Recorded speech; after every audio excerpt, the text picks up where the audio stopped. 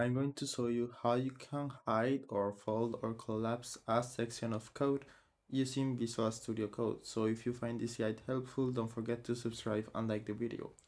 So all you need to do is open Visual Studio Code and then go to the file you want. So in my case, I'm using this HTML file, which is just a test file with 12 lines of code, but you can do this on any other project, like Python, Java, or whatever you want. And then, for example, let's say I want to hide or collapse the head of this file. So you just need to put your mouse at the left, and this icon will pop up where you can collapse this section of code.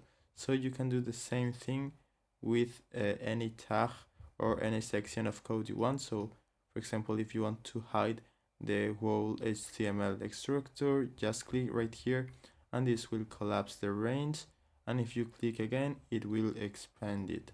So that's it. I hope it was helpful and thanks for watching.